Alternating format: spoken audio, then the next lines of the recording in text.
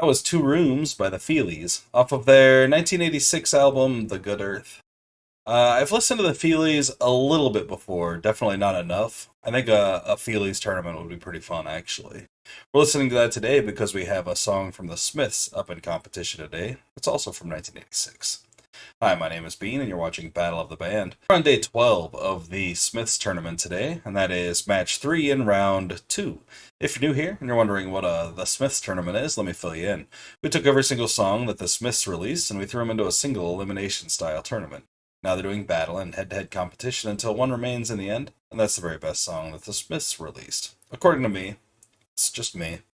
Both of our songs got byes to the last round, which means that they did not have to compete in round 1 in order to make it here in round 2. We're going to be starting off today with Well I Wonder, released on Meat is Murder in 1985. According to Genius.com, Well I Wonder's narrator is gone with no hope of return. The song isn't so much a cry for help as a futile, bleak, almost pathetic, fading into a darkness with no ring at the end of the tunnel. No light at the end of the tunnel. I don't know why I said ring. Its competition today is Cemetry Gates, released in 1986 on The Queen is Dead. I know I've heard this before at some point, but I can't remember it exactly. I kind of hate that it's Cemetry instead of Cemetery. It really messes with me. It must be like, either he didn't know how to spell it, or that's just the way they said it, and therefore he didn't know how to spell it, or he just did it for stylistic reasons to save himself a syllable in the song when he's singing. I don't know which one that is, and I doubt the annotation on Genius.com will let me know, but let's read it anyway. Right after one of the bleakest songs in Smith's history, we get this jangly, beat-up contradiction of a song that takes a frolicking tone through the cemetery.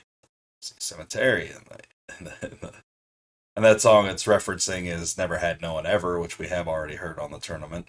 This song recounts a few of Morrissey's memories of visiting the enormous Southern Cemetery in Manchester with one of his best friends, Linda Sterling.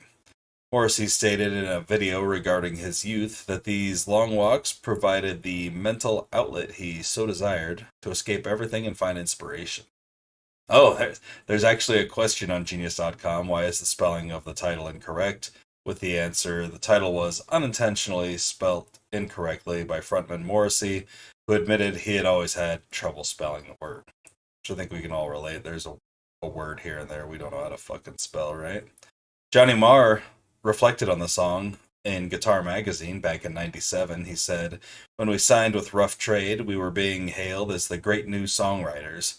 And I was on the train coming back thinking, right, if you're so great, first thing in the morning, sit down and write a great song." So we'll see. We'll see which one's better. So we'll just have to sit here and judge which one's better. Starting off with, Well I Wonder.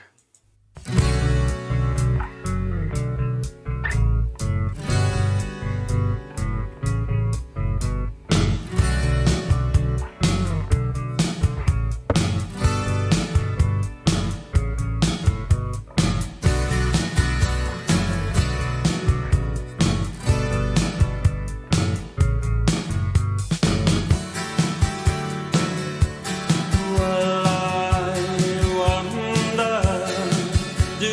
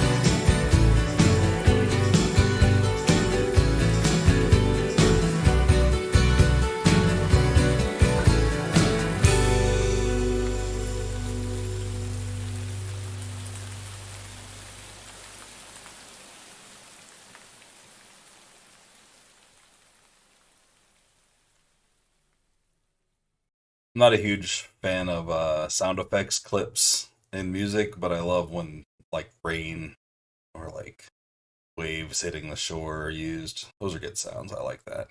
Well, I Wonder is a good one. I remember that now. Like I hadn't remembered it before we started playing it, but upon hearing just a few seconds of it, I was like, "Oh yeah, this one." I really like that song. His falsetto, I know I made fun of it before, but it works here. I think he must have either gotten better or he just was doing better or somebody told him to do better. Either way, it was better here and I liked it. Um, Very cool, depressing, like downbeat sound. The bass seemed to be the center point, which I really like a lot of times on songs that are supposed to be dark and dreary like that. Let's check out Cemetry Gates. I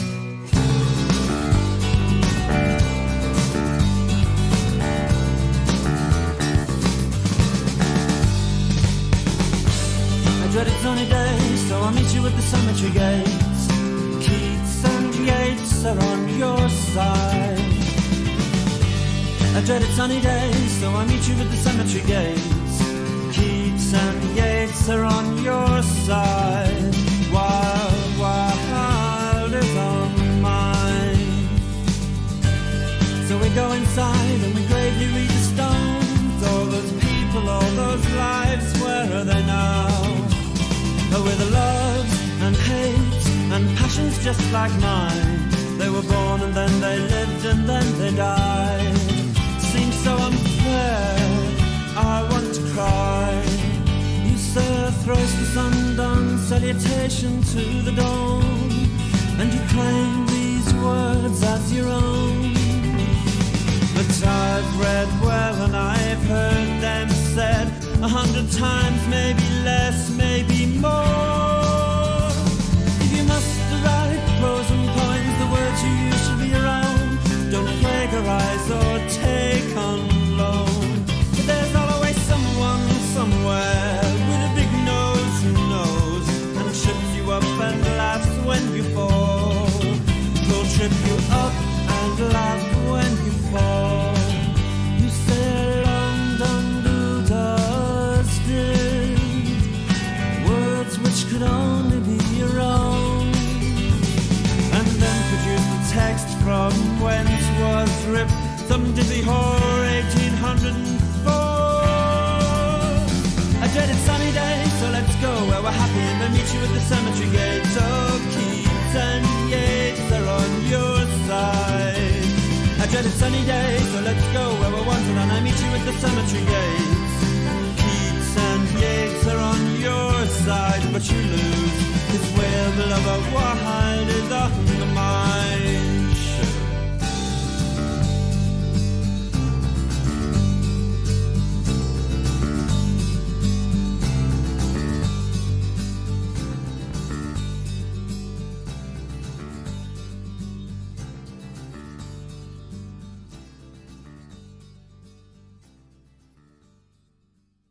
That was definitely a lot more energetic and upbeat. I don't know if I thought it was better though. I think I like Well I Wonder better though.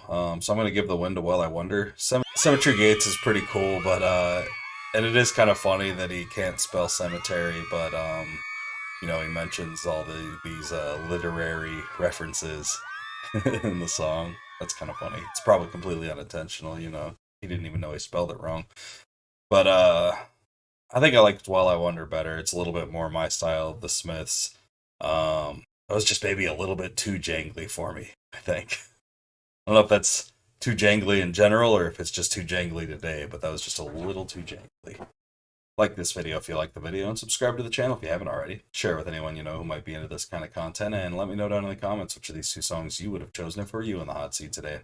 That's all the Smiths tournament action we've got going for the day, but please join me tomorrow when we get down with some more Smiths and the Magnetic Fields tournament action. Until then, I hope you have a great night, fantastic afternoon, and a wonderful morning. Thanks for watching. Bye.